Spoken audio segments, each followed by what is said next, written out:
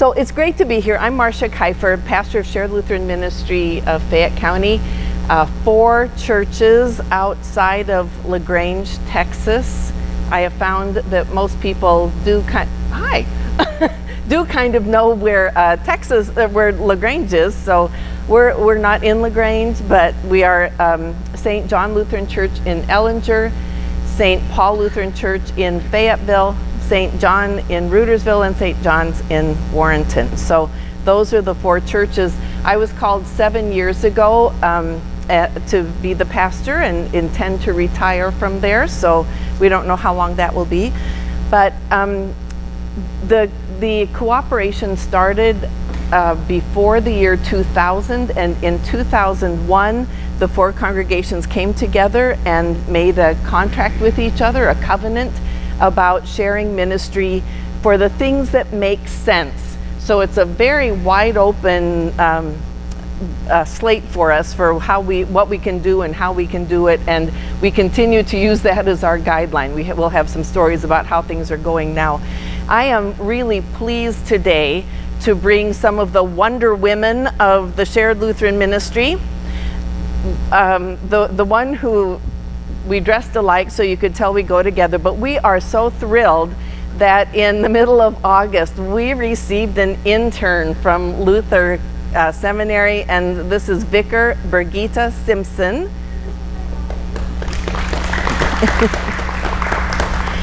And sitting next to her is Ruth Nashka.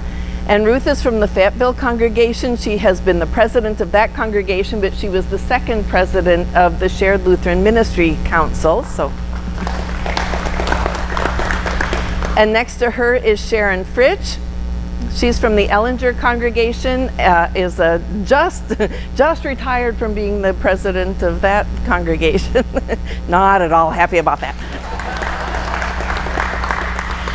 Ruth and Sharon are also 2 of our 3 musicians, and so you will find that now that we've been at this 17 years, we share a whole lot of stuff, and it really is who we are, it's how we think. And so we'll be laying that out today about what it means for our congregations to just think cooperatively and to think about how we do this together. It's like the first thing we think of, not the last thing. We do have some show and tell things over on the table over there, which I'll probably show and tell from up here in just a little bit. But one of the things to be aware of, you've noticed, except on Sharon's t-shirt, which the 3rd musician made those for all the staff, I Heart SLM, with some sparkle. And we have a variety of t-shirts, but you'll notice the SLM logo. We have a wonderful logo, and it is plastered on everything that we do. There's a larger version of it. I didn't think to put it in the PowerPoint, but it is SLM, Shared Lutheran Ministry. The L is also like a cross with a stole around it to show that we are servants and we are yoked together in Christ and we serve Christ. The 4 little people down here are our 4 congregations. You'll also notice that's kind of taken from the ELCA symbol, so it ties us in a little bit with that. And our congregations are color coordinated. That's how we keep track of them in the office. Ellinger is yellow, and Fayetteville is, well, we have a little story about Fayetteville. They were orange, but they decided a couple of years ago they wanted to change their color, and they became purple, which was a good thing because it showed that they were growing more into the shared ministry. Plus our little guy was purple here. So, and Rudersville is red and Warrenton is green. And the story about the t-shirts that Vicar Birgitta and I are wearing is that these were for our 15th anniversary, which was a year and a half ago, and we are tied together in Christ. So when I came and interviewed and I was told about the 4 different colors, I said, wouldn't it be something if we could get to the point where we would, instead of being 4 separate colors, we would be tie-dyed, and that we would be that much together in what we do. And we decided when it was our 15th anniversary that we really are at that point. We're not all together, we're not all just all the colors all blended in together, which would be brown, but it's us being swirled together in very very important ways. And so tied together in Christ, and boy, did we have a celebration. Out of that, I'm just going to toot our horn for a moment. We realized we were going to make a bunch of money on the stuff that we had planned, so we decided that we were going to give 60% of it to the Synod, earmarked for helping other congregations get started with shared ministries. And this, so we're in the Texas, Louisiana Gulf Coast Synod, and we were able to give them $10,000. So we're very excited about that. 4 little churches. Rudersville worships about 50, and that's our big church. And both Fayetteville and Warrenton worship about 25 to 30, and Ellinger has about, I think, 33 members and worships about 20. So we're working together. So we always get asked, we have discerned that this is what God has called us to do, to share our message. It is the time in the church to be talking about how we do this together, because Jesus did not call us to work our tails off so we could keep our doors open. Jesus called us to do mission by reaching out to giving water to the thirsty and feeding the hungry and visiting those who are in prison and spreading the gospel in our communities and around the world, and to grow disciples. And how are we doing that in our little churches where we're really struggling just to meet the budget, to try to have somebody there on a Sunday morning to run services and to keep our doors open? If that's the focus of the congregation, then we're missing what Jesus has called us to do as the church. And so we are convinced that, well, we know that especially Ellinger probably would have closed its doors by now. And Fayetteville, I think, would have been on a very different course by now. And they'll tell you some of those stories. But and Rudersville, even our biggest church, probably couldn't make it on their own anymore. So how coming together allowed us not just to keep our doors open, but to actually thrive and to be very engaged in mission in our communities and around the world, and to be very generous of spirit in that. So this afternoon, one of the breakout sessions is about programming, and I even showed them, well, this is something I did a couple of years ago with the stuff we do. And whoa, I didn't know we did all this stuff.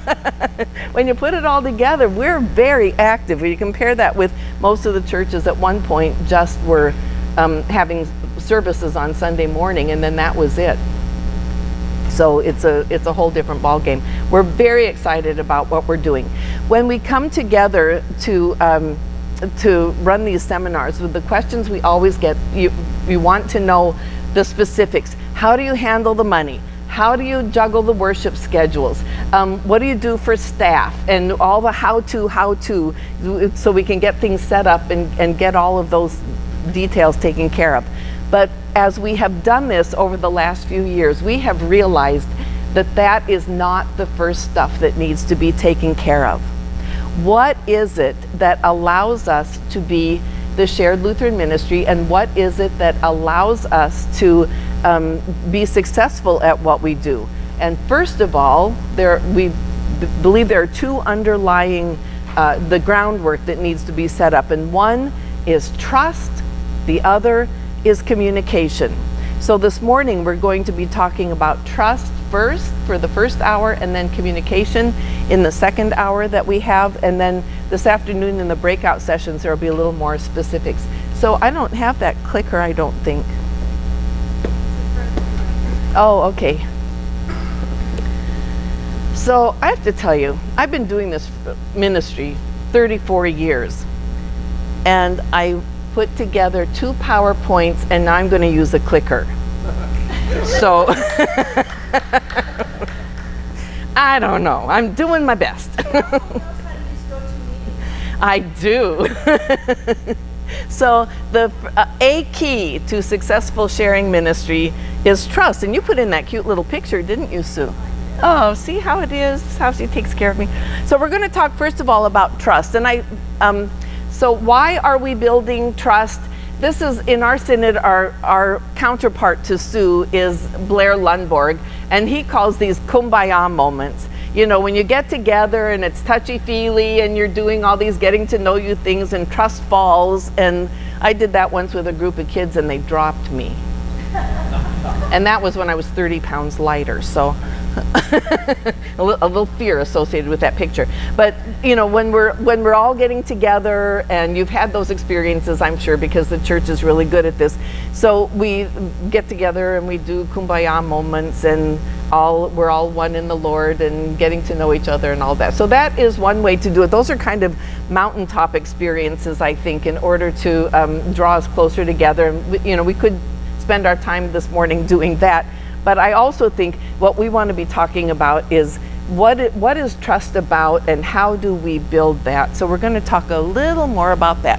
So this is a trust model by Hire Bracey, and you can see all he's done is take the word trust and made an acronym. So it's transparent, responsive, use caring, sincere, and trustworthy. I happen to like this that he did, and so I just decided to break it up that way and talk about, first of all, about being transparent.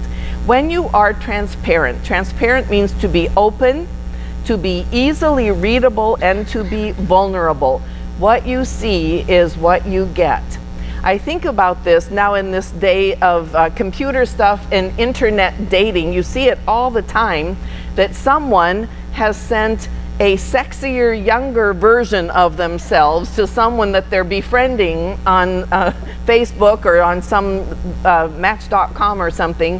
And then comes the moment of truth where they decide they really like each other and they're going to meet each other, and now what? Because you don't look anything like the picture that you sent them. So if you're presenting that younger, sexier version of yourself, this is what I have found. They're going to figure it out. So you're much better off, and you're on firmer ground, if you are being transparent. So for instance, in the church, if you are hiding your financial status, or if you're covering up church fights or something in your history that has shaped who you are that you don't want anybody to know about, it's going to affect who you are today, and it is going to affect how you do things. So we have just a couple of stories that people are going to tell about transparency. Ruth, first of all, talking about how we got started early on. So does she need this now, or do I need to go stand next to her? I'll go stand next to her. Hopefully she'll come up. I think your cord's not going to go out. I find it helpful to have these recordings for others. I'm standing right next to you. You can talk into my name tag. Do you want to get so the light isn't in your eyes? So. Yeah, when we first got started, at that time I was playing the organ for Warrenton. They had called me about 20 years ago, because my son's 20 now. He was just born, and they said they needed someone to play. So I started rotating and playing there and at Fayetteville. So I was doing 2 a Sunday. And they showed a video of shared ministry, and I thought, well, that's neat. So I took it home, took it to my dad, told him about it, and then I guess they started talking, and the elders got together, and then they started amongst each other. And at that time there was 5 churches, and they were just meeting, and they really discussed everything and told all what's going on, what their hopes were, and just they got to know each other.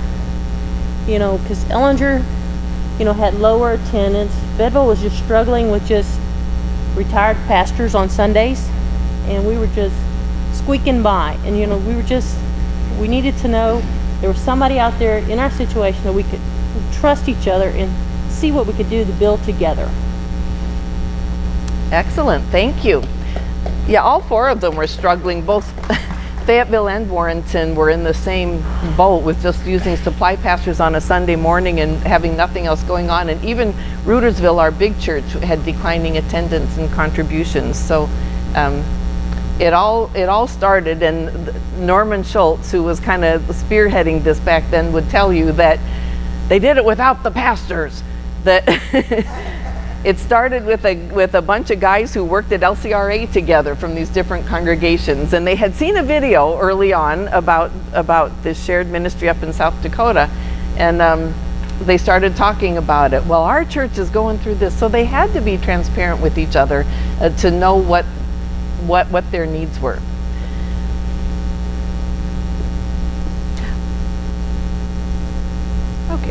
that was that part of that. And then R is responsive. To be responsive is to give honest feedback respectfully, spontaneously, and non-judgmentally. We are going to be talking more about communication in the next hour, but giving honest feedback is so important to be able, once you are transparent with each other, you also have to be able to talk to each other about how things are and about being able to speak the truth with love. Differences can be worked out, but watching how you talk to each other and speaking the truth to each other is very important so you don't have trouble down the line. And sometimes it might be that just finding the person who is good at doing that. If you have this core group together, who is it that's good at giving that honest feedback in love so that it's done with care, but it's also honest? I tell you, I serve on the candidacy committee in the Gulf Coast Synod, and I'm the one that it's because I'm a J and a T, I think. I do believe that things have to be taken care of, and I work with my head over my heart. So it would be very easy for me just to tell you what I think and not worry about how you feel about it. But I've learned, because I'm a pastor, that that doesn't work very well. You really do have to care how other people feel about things. And so because I have that combination, I can speak the truth to people in love, because sometimes in the candidacy committee we're telling candidates that they, for various reasons, are not going to be candidates in the ELCA for pastoral ministry, or that there's something that needs to be taken care of. So it might be finding the person. Maybe everybody does not have that skill, and it isn't the best thing to send someone in who just goes bleh, and then everybody goes oh, and then you have to work through that. But if you can talk to each other in love and honesty, then you can there's no problem that cannot be overcome if you're talking to each other and being honest about it. The next thing is to use caring. Whatever I say or do comes from my heart. My behavior is compassionate, affirming, and understanding. So again, if you're going to be responsive, you want to be able to care about what's going on with the other people and to be understanding with them and to speak to them in love and in truth. And so I'm going to have Ruth come up again and tell a story from Fayetteville's history, where it happens to be that the pastor was using caring, but it really made a difference. Fayetteville was unique. We were just doing supply pastors on Sunday, and we always depended on each other. We needed somebody. We didn't just call the pastor. We were just so used to calling each other. And then the dynamics changed. And then all of a sudden, one of our members her husband was having little mini strokes and was driving and lost. And she just about lost it. So she called the pastor, or somebody called the pastor for her. The young pastor, a mother of 2 kids, stopped what she was doing, picked up chicken, got bottles of water, went straight to her house, prayed with her, and then sent out messages so we all knew what was going on, so we could all pray for each other. And then Ed was found, the next day later, but okay. This pastor was so caring that we knew at that time, yes, we don't just have each other. Now we have everybody. We're all in it together. And that pastor, they were there, you knew they would care for you. Thank you. So that's an example within one congregation of a way of using caring, of understanding that this is the way that we treat each other in the church, much more than just worshiping on Sunday mornings. The next thing is sincere. To be sincere means to have integrity and to keep my actions in line with my values. I like this little graphic here because it's the cross. I'm buddy-buddy with the cross. It means that you and me, Jesus, right? I'm doing the things that I need to do. To be sincere means to be clear about your mission and how you are going to live it. And I put down a note for myself, to be predictably Christian. To be predictably Christian. That you know what you're going to be able to expect from each other. If you are being trustworthy and are being sincere and you are building some history with each other, you can look at each other and say, I know that I can trust them because they are acting as Christ would act to me. And you are that way for the other, and they are that way for you. Under sincere, Sharon is going to tell a little something about Ellinger's situation. Good morning. I'm from the smallest church of SLM. As Pastor Marsh said earlier, we have, I think, 34 on our roster with an average attendance of anywhere from 18 to 20, maybe 15. But the numbers were getting down really low, like there was 7 or 8 coming to church before we joined SLM. Now, we were part of Rudersville at first. We were partners with Rudersville until SLM was created.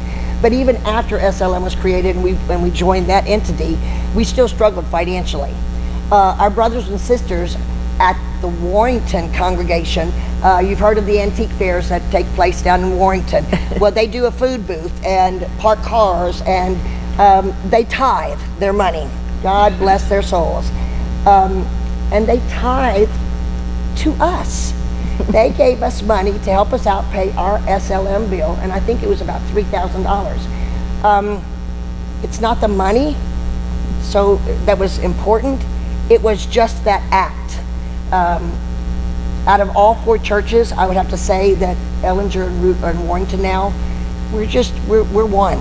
We're one. We still have our 2 churches, but we're one because of that. We go over and help them in the antique fair.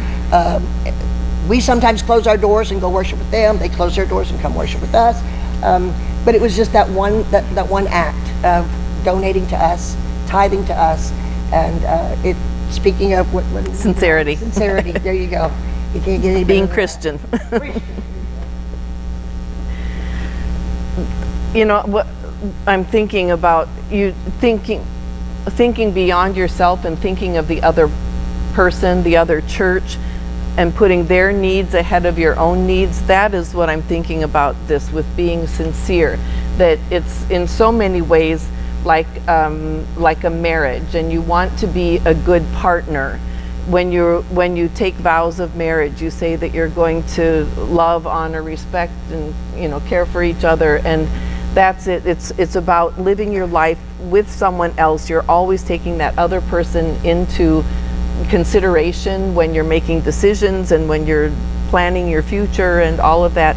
And so in the shared ministry, it is so much the same thing, and that, I think, is what it means to be sincere about this, that you are making the commitment to put the other, to always take the other into account when you're making your plans. And the Bible tells us that there are times when the body hurts, we all hurt. When one part of the body hurts, we all hurt.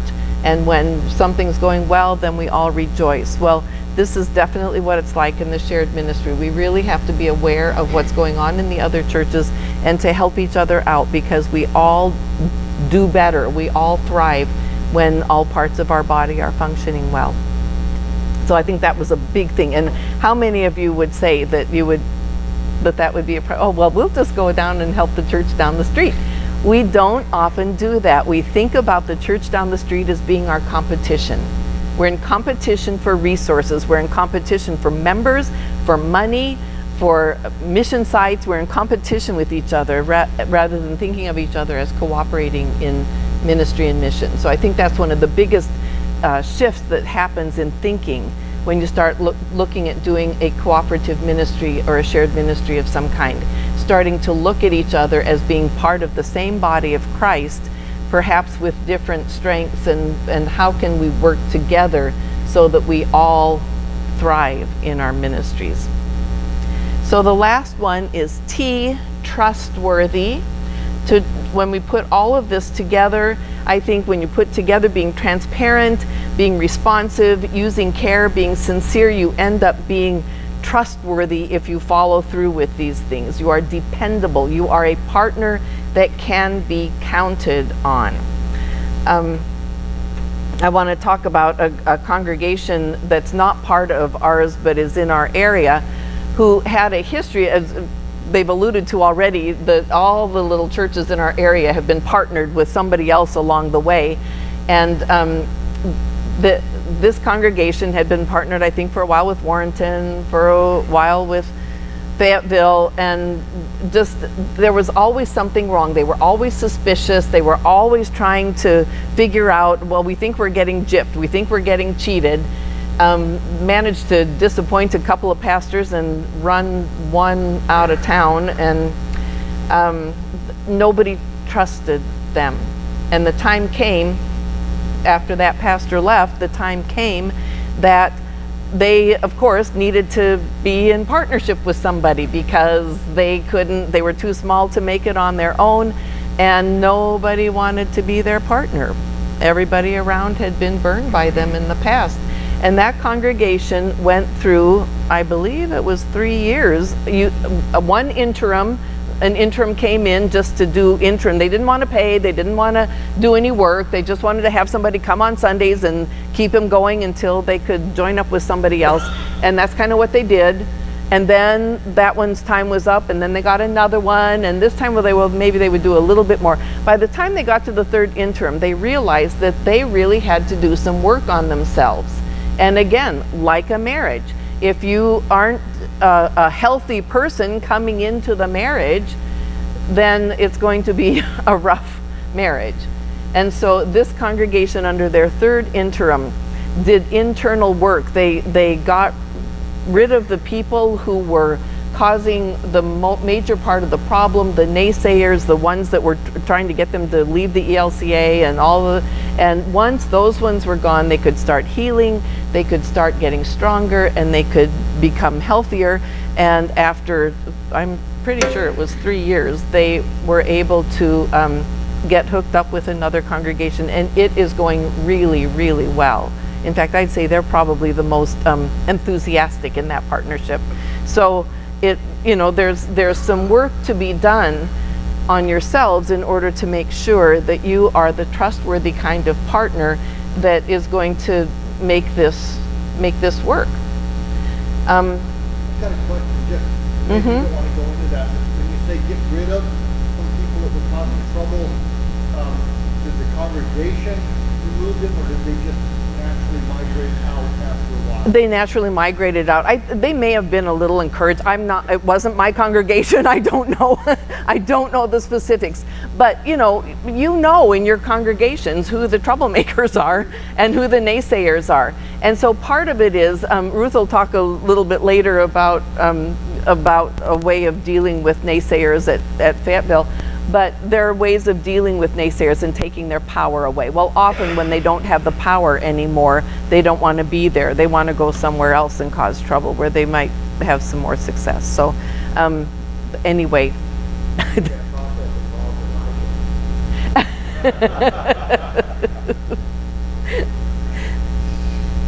There you go. So under trustworthy, Sharon is going to talk just a little bit about God sending the leaders.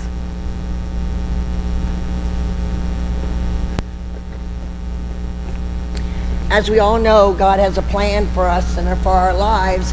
I truly believe that, let me go this way, they don't need that. They don't need that. I truly believe that God provides what we need, and that even comes with pastors. When we started SLM, we had one pastor, a church member and I from Rudersville went to a youth gathering in Louisiana to meet our first pastor. Again, Ellinger and Rudersville were together. SLM wasn't existing yet. And met this young pastor, never met him before, but met him at the youth gathering. And he's the one that basically came and took those two churches, but yet he had the vision, I guess.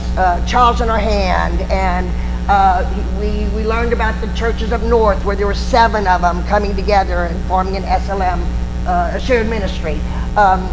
People went to conferences even up north to attend those. So I give credit to Pastor Carl Johnson for laying the groundwork or igniting or coming up with the idea. I know Ruth said that the men talked a lot about it, but you had to have a driving force, and I do give credit to him. After he left us, we were blessed with an intern, not an intern, interim, there you go, an interim, and boy was she a mover and a shaker, and she was an organizer, and hence we got all the color coding, and she just kind of got us all organized, you know, office, paperwork, where everything belonged, and even the 4 churches. Then we called this one right here, and her first question to us was, so you're like a shared ministry, what do you do, shared pastors? Well, that really gets you thinking, because kind of, I mean, we've been into SLM probably, I don't know, how long have you been here? Probably, I've been 7, so probably 8 years. Let's say 8, 9 years, we've already had SLM, but what were we doing? We were just sharing pastors. I mean, yeah, we had a few other things. So through the process, and you'll find out later in one of the sessions of what all we've done. And so I'm going to credit this lady for her vision and her spiritual leadership to have us just not go to worship, but go out abroad and beyond our own walls. So once again, God sends us who we need at that moment for the next level. So have faith. Have faith.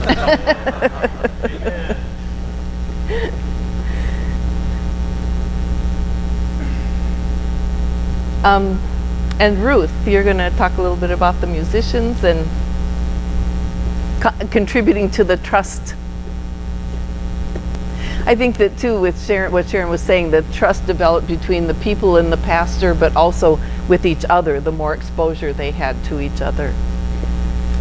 And at the time when we first formed Shared Ministry, Sharon was doing Rudersville Ellinger, and I was still in Warrenton Fayetteville, quite a few years.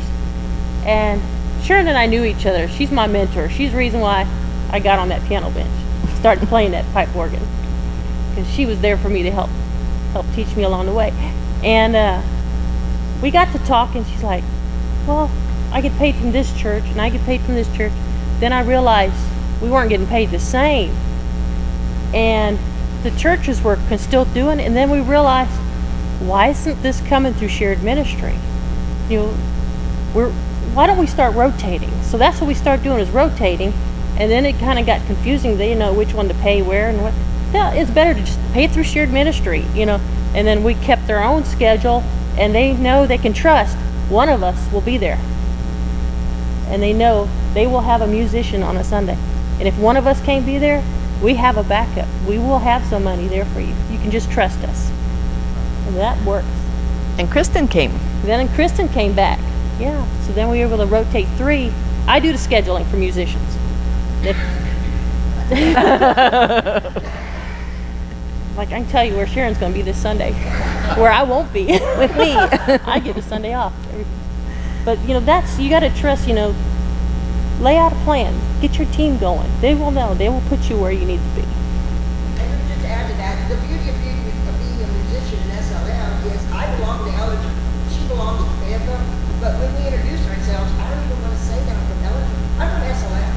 We get to know all of the congregations, and it's advantageous to us, and I think that helps us promote it in the next church.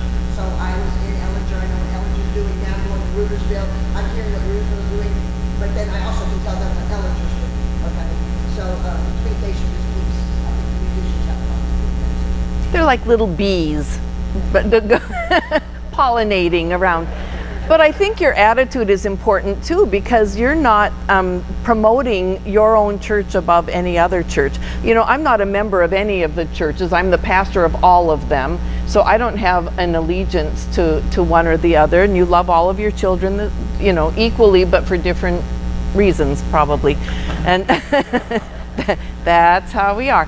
But, you know, they belong to one of the congregations, and yet they're very open to, you know, helping where one's down and lifting up and rejoicing with one that's up, and they just kind of make sure that everybody knows what's going on. Vicar B is going to, for some reason, our people have trouble with Birgitta, and so we call, she's Vicar Birgitta, we call her Vicar B, and she's going to talk about... it's too many consonants altogether. Vicar Birgitta is a mouthful. So, as you have heard, Pastor Marcia has been the pastor of Shared Lutheran Ministry for about 7 years now, and I'm their first intern.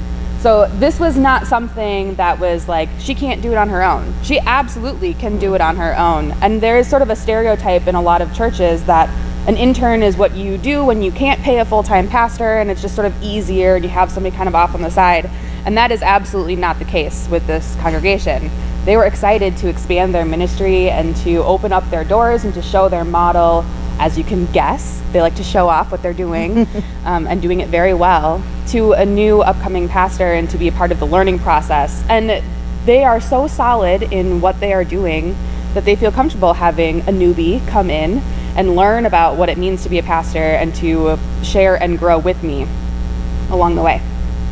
And I think we invite you to look at us honestly too and say, well, you know, this is a place and this is what I see. I don't see that anymore. I'm part of the system now. I realize that, but we welcome new eyes coming in, and she is amazing. Yeah. Well, and in our synod now we have two interns that are learning how to do cooperative ministry as we go. And one of them is Lisa Holster. She's here raising her hand. And we have a third one, I think, that will start next year. So we're experimenting with how do we grow leaders that have a more cooperative mindset in the church. So I'm really excited about that. And that's right. And we have two first co-pastors that are learning the hard way. So them into it, how to cooperate. Yeah. That's exactly right. And your two pastors have been excellent about reaching out and asking questions, and we're going to be getting together a little more regularly, I think, and talk about things. We realize that not every model is going to look like ours does, but there are some concepts and some best practices that we can definitely share and learn from those who are working things out. We are not afraid to keep growing. And I just think, you know, what a step it is for congregations to go out and trust together to say, okay, we've called the pastor together, we're also going to have an intern and have someone who's learning and also leading. So it takes a lot of trust to be able to do that. So we also trust. Building trust takes time, and it is a process. One of the things that we have realized we have to keep stressing is that we've been doing this now for 17 years, and that makes a big difference. You can't just look at what we're doing and we just can't say, here, do this, because if you don't take the process at the beginning and lay the groundwork, it's never going to be as solid. You've got to have that foundation and build on the foundation. So we're trying to teach foundations and then also best practices that we know, realizing that it's going to look different in all different places.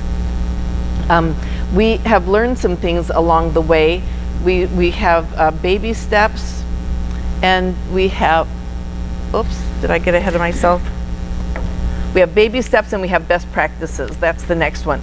Okay, so just back to reflect on yourself for just a moment. So which one am I building? If you're building mistrust, there's gossip, you speak poorly of others, you don't follow through, you are right at all costs, lie or tell half-truths, always think of what's best for you.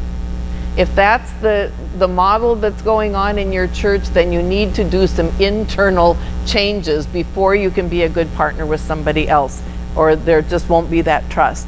If you are building trust, you are using direct communication, you are a person of your word, you humbly admit when you are wrong and be willing to make those changes, be honest and practice generosity. If you are doing that, then I think that you've got the beginnings of groundwork for trustworthiness. So We have some stories to tell, baby steps and watershed moments along the way. When we look back, it's been so incredibly important. We started off doing conferences in just in our area, basically with our conference, because we had mostly little churches in our area that needed to be getting into sharing ministries with each other. So we were running conferences in inviting all of those churches, and I am just so excited to say that now we have 2 churches just to the north of us that are doing some shared ministry. They share a pastor, and they're making some inroads into sharing ministry. And another 2 over here, which includes number 5. There were 5 congregations talking at first, and when they had the vote, 4 voted yes and 1 voted no.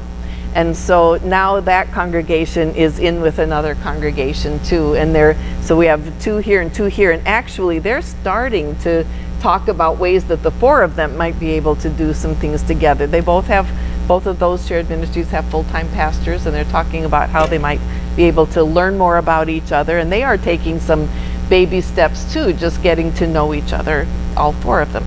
But so we started doing this, and we realized that how far we've come. That was basically the main thing that we learned about ourselves, that where we were back when we looked at our beginning documents and how this was formed and how things were back at the beginning. We were astounded at where we were today and how much more together these 4 congregations are. And looking at back at the beginning, you have to have 2 from each church on every committee and on everything, and then everybody, if one of them can't be there, you can't have the meeting, you can't make anything, you have to. And now they're like, oh, whatever, that's fine. We're using much more the model of ministries and the ministry teams having people who are passionate about that ministry, although we do try to get at least 1 from each church. And that just makes our ministry teams much stronger and our mission a lot more fun. But anyway, we're looking back at those hard and fast rules from the beginning and thinking, oh my goodness, we have come a long way. And that's what trust is. It's to be able to say that even if both the people from Fayetteville can't be at the Shared Lutheran Ministry Council meeting, they trust that the rest of the councils are going to make good decisions that will not be against the interests of Fayetteville. And I don't think it crossed anybody's mind anymore. No. So, baby steps. Sharon, you've got a couple things to share. Again, I want to remind you, I'm from the baby church. I'm from Ellinger, the small one. And prior to that, we had a couple of women that were, the matriarchs of our congregation. Well, they died. And who's our next leader, if you will? There were several that was trying to fit that role, I guess. And so what I'm getting at is we went from the elderly women being head of the church to now turning that leadership to our council. And we've always had council, but we've had to learn that the council is our governing body. We can talk to any council member we want. We can give them our input. We can even serve if we want. We only have 5. It's kind of hard to find 7 when you only have 15 coming to church. They never said, but I've already served 5 times. I'm on my 13th term. But that was a big transition for us, and it got a little heated. We even had to bring in the big guns here and sit down at a round table and learn how to communicate better. I'm kind of struck. She said, you know a way of how to say it and not hurt anybody's feelings or worry about what they think. I haven't mastered that yet. I'm just going to tell you what I think. And so again, it went from the matriarch mamas being in charge of the church to the leadership, but it was a process. We had a meeting last year where we had to gather and discuss. She brought in old council members with the new council members, and we're going to talk about that one under communication. Okay, and we're good. No, you still have more to say though. What do I have to say? The kids. Oh, okay. Small groups.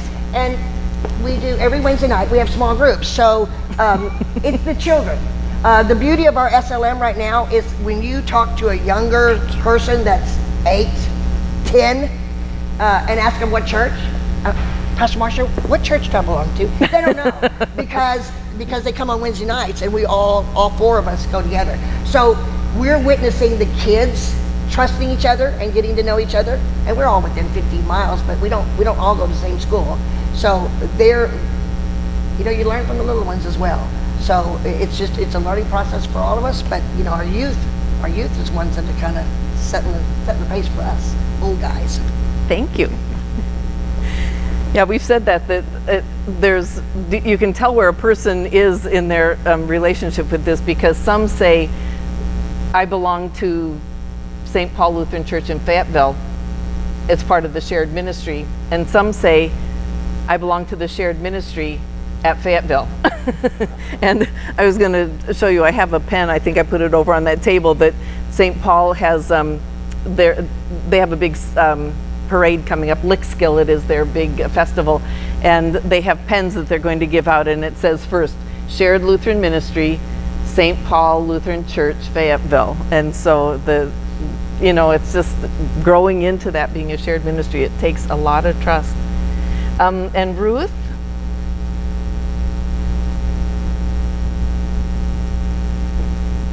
Is going to talk about baby steps when we have small groups that have members from all the different churches.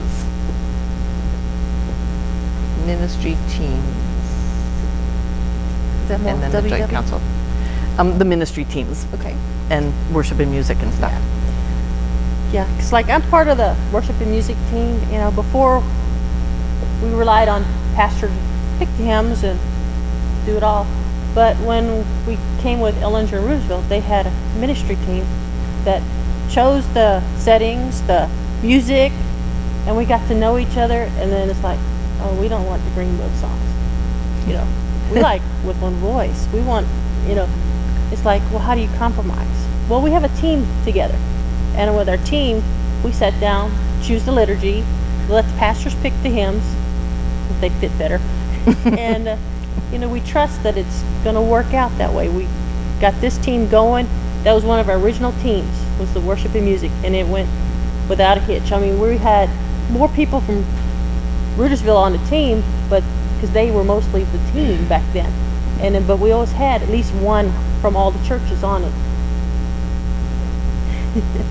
And that really worked good to get in. We trust each other, and so we know we choose the best liturgy for ourselves every Sunday. And you just get to know each other, don't you? Because we have devotions and we have our highs and lows. Highs and lows. That's the best thing. I would highly recommend it. You know, everybody, you can come in if you can see if they're down, if they're happy. Okay, what's your high? You come in all energetic. Well, we want to share it, and then we pray for each other and pray about whatever's their high plus their low. And I think that made a good teamwork. And then the joint council meetings too, that we have 5 councils. Each congregation has a council, and then we have a shared ministry council that is made up of 2 people from each of the churches, and the pastor and intern. But we have a half hour of sharing time. Yeah, we do our highs and lows before we go in our individual council. But it's good that the shared ministry the leader will stand up, tell what all they discuss at their meeting, and then we talk about highs and lows, do a little devotion, and then we break off, do our own at the same time. So again, they get to know each other, and you get to know something about them, you know what's going on in their church, and so it's just all about building trust with each other. The more you're exposed to each other, the more trust. Yeah, you talk about what's going good for your church, and if you're struggling, let them know. Let them know that you're struggling, like financially. If you're struggling financially, let them know. Say, okay, so we're going to have a fundraiser. Please support us. Get the word out. Sell tickets for us. That works great. You know, we're in it together. If you're struggling, let them know. Not that you're just doing this fundraiser, but let them know why. Then they'll really help you. While you're up here, we have 2 examples of watershed moments, and so while you're standing up here, why don't you go ahead and do yours first? Yeah, that was a big one. When I was president, so I was probably my 5th or 6th year, the bishop called me. He says, hate to tell you this, but I have to fire your pastor, and we're going to call a meeting tonight. That's the hardest. But we got through it, and you just trust God, and it worked. You just trust God. It was hard, and it's still hard today. But we had everybody to lean on, and you can get through it.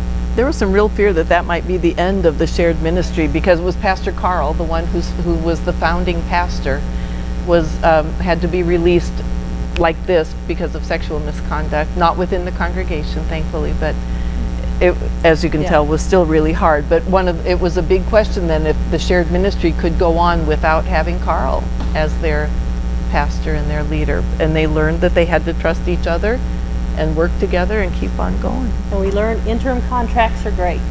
And